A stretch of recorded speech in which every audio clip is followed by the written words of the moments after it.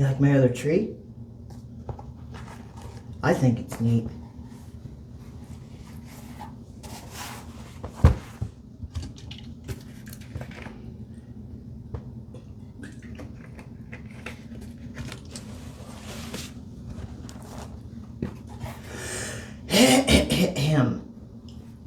Jane Rask woke up in the dumpster behind the diner, still wearing the business blazer, blouse, and skirt with flats she was wearing the day before. Sunlight, streaming in through a gap in the lid, was what woke her up. As she did an immediate environment assessment, she saw her cardboard box survival kit had weathered the thunderstorm, however a little worse for the wear. She picked up Ocean's Field Agent Handbook and fanned the pages out in an attempt to dry it some. All of a sudden, Jane heard soft, padded footsteps approaching the dumpster and wondered why and who does not wear shoes.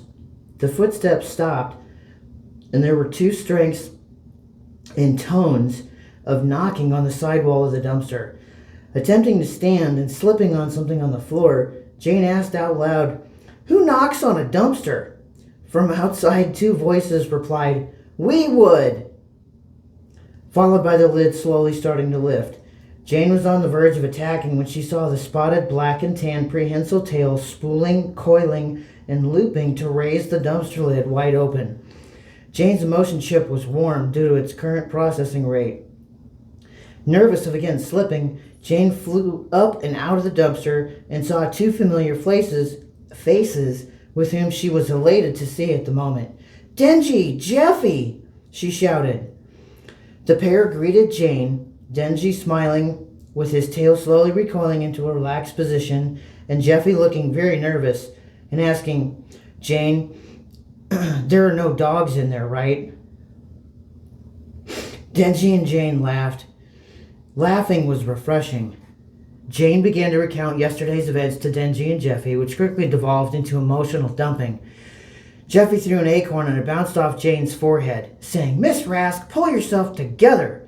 Denji used his long black and tan tail as a barrier between Jeffy and Jane, explaining, "What he means, Jane, is we already know. Everyone already knows." Jane held an awkward expression on her face and asked, "Who is everyone?" Denji looked wild with excitement and declared, "Jane, you are the biggest news in the universe since the Nebulan twins being the director of the Foundry. You, a wild time-traveling Lucas, Herculean odds, and then, Jane, think, how did we know you were here this morning?" Jane replied flatly, "You're both Foundry employees."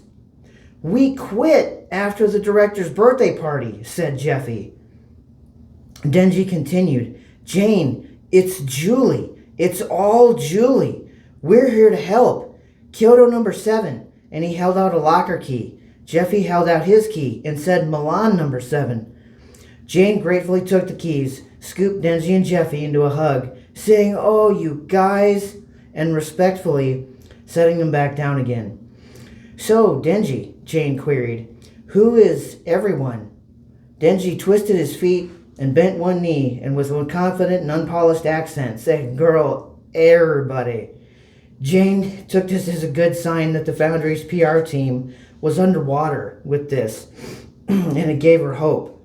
She was also excited and almost felt as she almost left after thanking Denji and Jeffy when the long black and tan tail produced Jane's survival kit from the dumpster, with Denji saying, "Don't forget this." Across the entirety of Atro City, screams of abject terror, followed by someone in the throes of agony, could be heard, emanating from the steam vents throughout the entire city. Presently, warm steam raised from every vent, warming the whole of Atro City, and all of the residents roared and cheered. Deep inside the catacombs of the Foundry archives, which are one and the same as the catacombs of the Vatican from ages past, Agent Snuffles was in the catacombs with special permission on a research project for the agent thesis paper. Agent Snuffles, however, had strayed far from the research section and was now in a secluded chamber of the archaic tomes. Finding most everything here of no use, Agent Snuffles was about to leave when he unrolled a large piece of parchment backed with leather. Agent Snuffles' eyes grew very wide while absorbing this new information.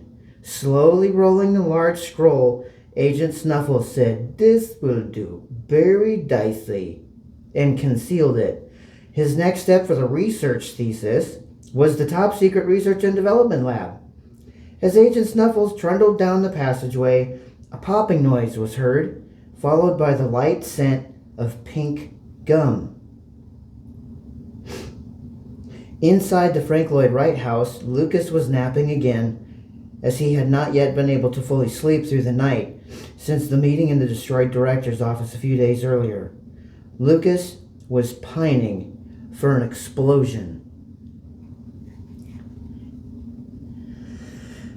After stopping in Milan and extracting Jeffy's duffel bag, Jane repacked it in order to fit the contents of the cardboard box as well.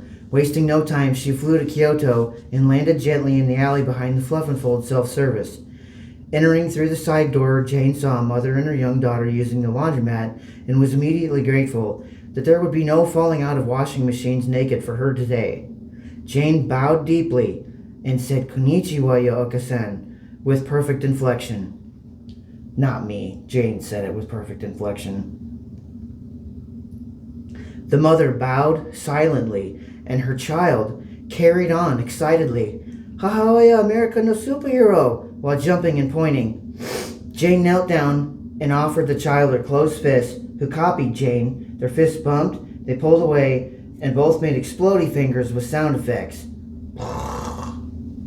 The girl squealed and Jane smiled, taking note of the warmth in her metallic chest cavity.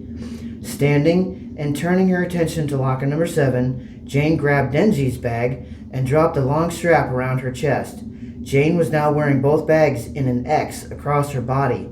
Jane exited through the side door, taking care to smile and wave at the young girl.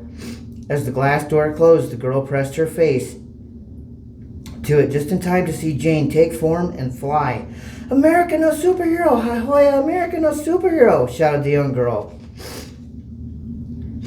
Entering the TSRDL, Agent Snuffles observed it was vacant. He picked up one of the hexagon floor pads, one book, and walked out, snapping his bubblegum. Jane landed outside a convenience store, knelt down, opened both duffel bags, and started rummaging around. She immediately reclosed Jeffy's bag due to its lack of immediate importance.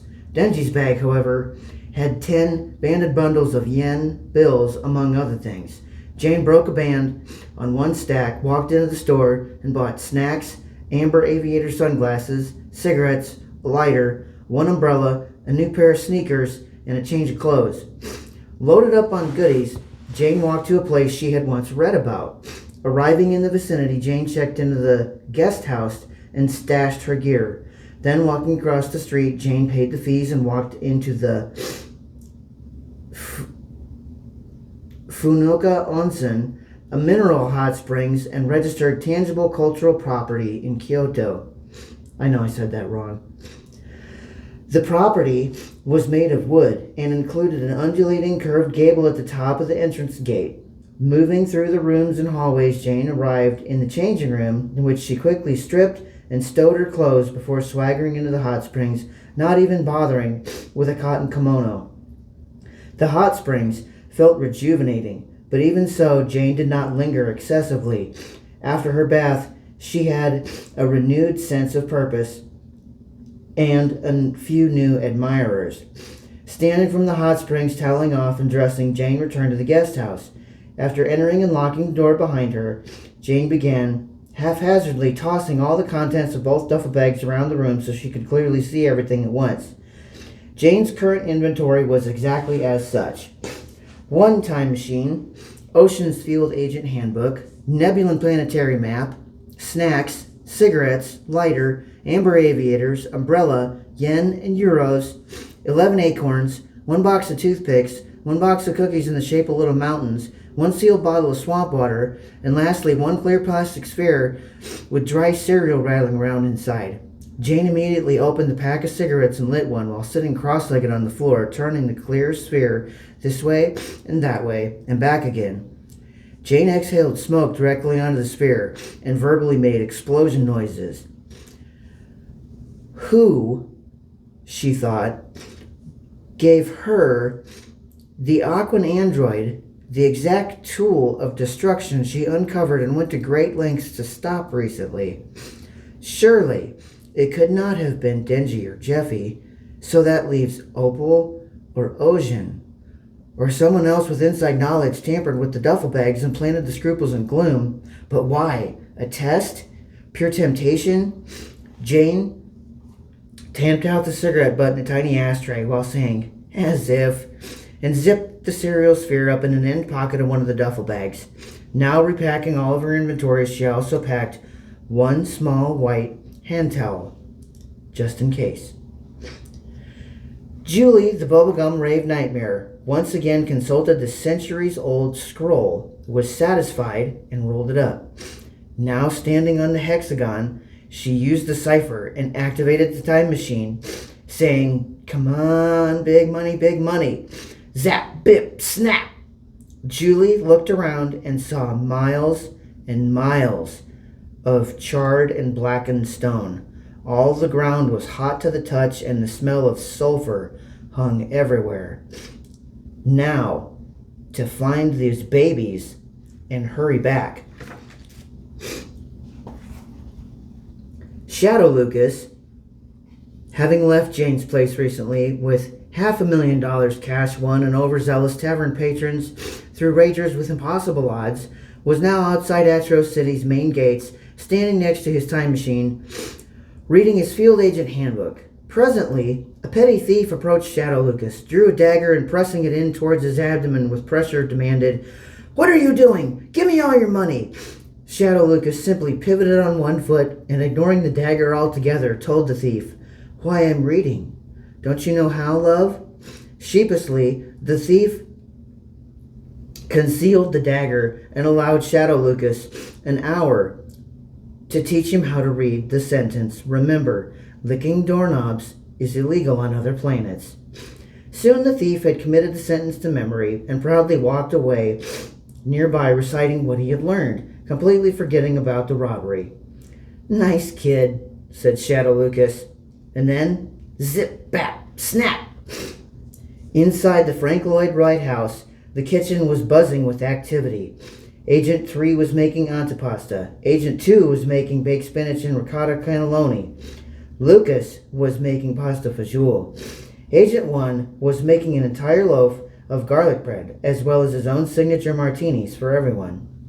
The 4 fellas talked openly about Jane, as Lucas decided this approach might be the most helpful. They imagined her misadventures and were mindful to never bring up Shadow Lucas. Let's take a little break.